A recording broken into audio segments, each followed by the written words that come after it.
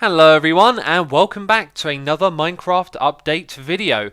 I've got some fantastic news because I've just finished watching the Minecon panel with Jens and Lady Agnes, and we have loads of information about both Minecraft 1.14 and Minecraft 1.15. Now 1.14 is going to be a holiday update that's coming out before the end of this year, and 1.15 will be known as the Village and Pillage update coming out in early 2019. And there's good news for Java players as well, as the snapshots will continue as normal. There will also be a new Minecraft game in a different genre.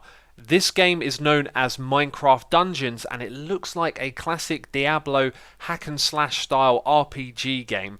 And I gotta say, I'm really excited for that as well. But first of all, we're going to jump into it and we're checking out what's going to be in the 1.14 update. So Minecraft 1.14 is going to have bamboo plants. These look cool, and they're going to come in the form of bamboo forest. I don't know if that's its own biome or a part of an existing biome, but they certainly look interesting. And yes, on the screen right now you are seeing pandas.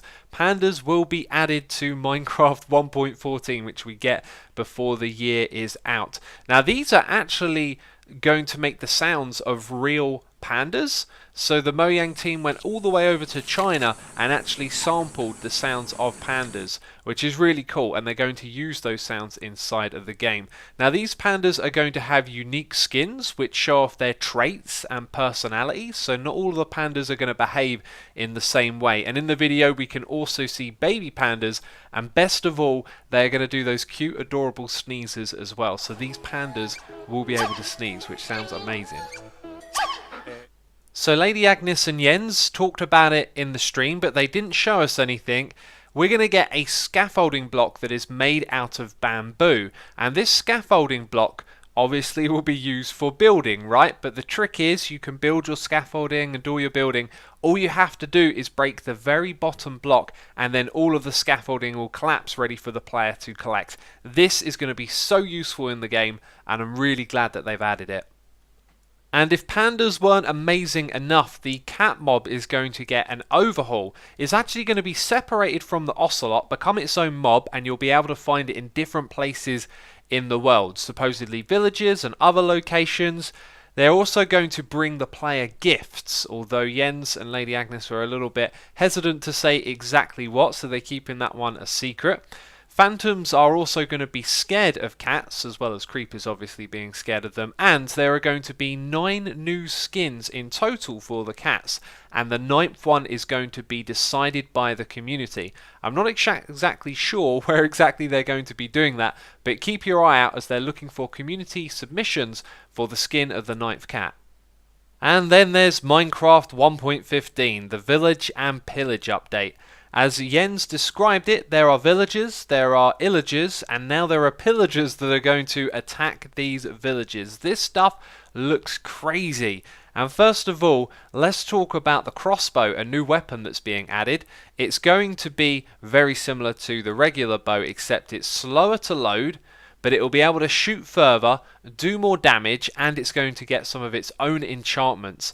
In the video you can also see it firing off a triple shot, which might be an enchantment. It can fire fireworks as well, and it is going to be craftable, so it won't be a rare item out in the world. It's something you can craft in a crafting bench. So the pillagers appear to be 2 new mobs. There are illagers wielding these crossbows, and then there is what's known as the illager beast, which is just a crazy looking creature. I gotta say, this is very ambitious for them, but it looks like it could be very exciting stuff to add into the game. And I think the video is just speaking for itself here. However, I will note this looks like a custom map at the end here. I don't think Minecraft is going to be changing quite in that direction. Now, what was mentioned about these pillaging mobs is that they will raid the villagers, but no details were given on how these raids occur and what the player has to do to protect them, but to me it sounds like it's going to be a lot of fun.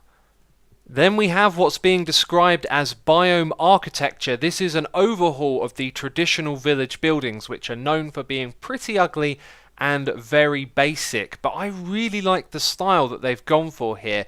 It feels like it's just the right kind of scale and amount of detail to teach the players how to build better, but without being overly detailed and ambitious. What you'll notice in this footage is that the structures in the biomes suit the environment that they're in. For example, in the desert, there aren't sloped roofs on the buildings because, of course, it doesn't rain. And so this can teach the player about building in different styles as well. So I think this is all really positive stuff. And if you pay close attention to the video, you may have also noticed that they're going to be adding sandstone walls, which I think will be a very nice looking block.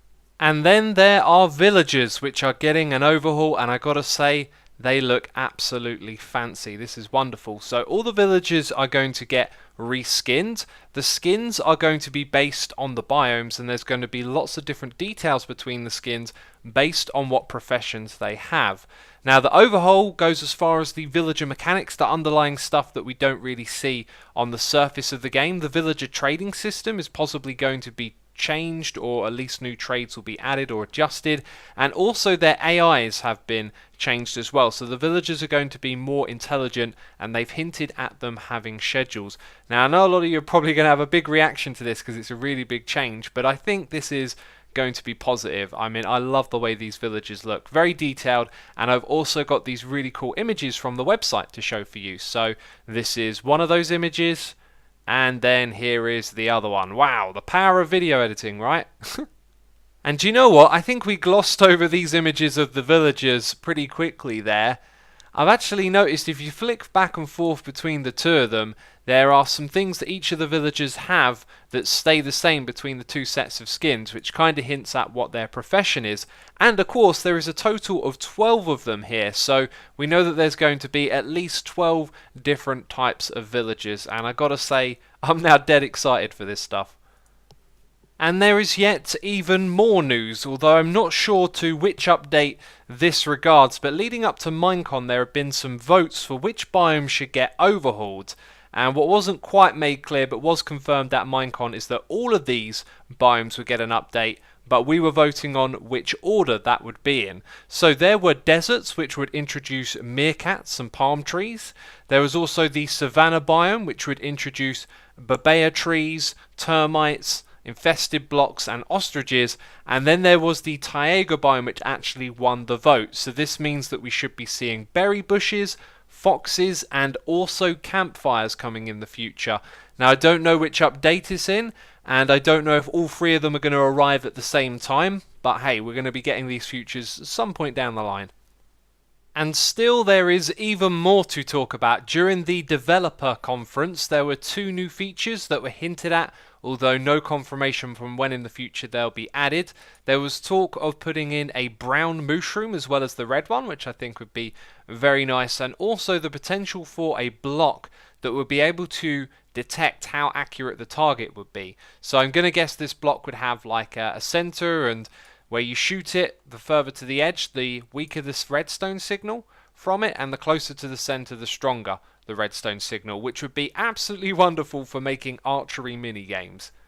And once again there's even more. During the Bedrock developer segment they showed off a new feature, and they didn't make it clear if this would come to Java as well, but it certainly sounds like something that could be implemented in Java. What you're seeing are some custom mobs, and these are introduced into the game using JSON code. So they are not official mobs added to the game. These are examples of ones that players could create themselves. They can create textures, they can create model files, and then using the JSON code they'll be able to put those together and create them as entities that can be summoned into the world. Now not only can you do that using spawn eggs, you can also give them spawning conditions like what biome, what time of day, what weather it has to be for these to spawn, and you can program its AI, what kind of attacks it has and behavior.